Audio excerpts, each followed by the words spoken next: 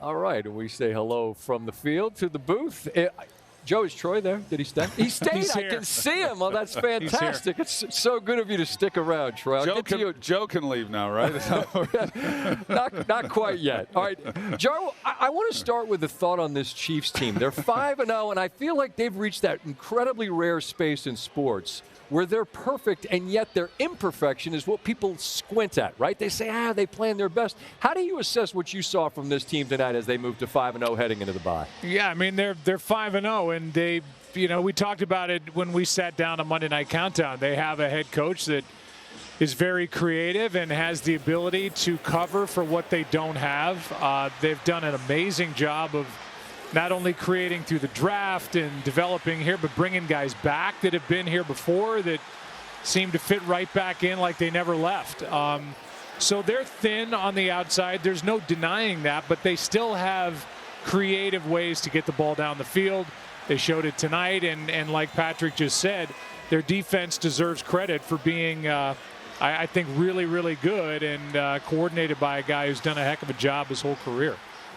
That's a perfect segue, Troy. I feel like I so often ask you questions about the quarterback, but as a guy that played that position and go up against defense and all the schemes that Steve Spagnuolo is trying to deploy, where's Jones? They move him around a lot. Just how difficult are the questions that Chiefs defense asks of the opposition that they face? Well, Joe talked a little bit about it earlier in the game that, Steve Spagnuolo kind of got his break under Jim Johnson, who was the defensive coordinator for a long time under Andy Reid there in Philadelphia, and a lot of similar things. And as someone who played against Jim Johnson and those styles of defenses, they come after you. And so as a quarterback, the looks aren't always the same, and they're not the same each week. So you don't know when they're coming and you don't know what they're going to be. And he mixes them up really well. And that's why at the end of that game, when the game's on the line, he usually has something that he's going to do that you're not quite ready for. You know you're going to get something, but you're not sure exactly what it is. And I think he utilizes his personnel really well. He's got some good players. You talk about Chris Jones, who's just a disruptive force. But he had the Saints on their heels the entire game, and they really just didn't get anything going. They had under 200 yards of offense until Haener came in at quarterback to replace Derek Carr. So just an outstanding, really, team win offensively, what they were able to do without some key players. But Steve Spagnuolo was every bit Andy Reid's equal tonight in this game.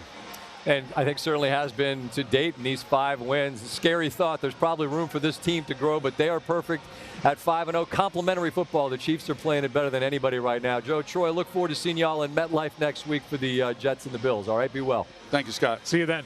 Thank you, gentlemen. Chiefs are perfect. They are 5-0. Another victory for the reigning Super Bowl champion, Kansas City Chiefs, as they get the victory and head into their bye week. Patrick Mahomes and the Chiefs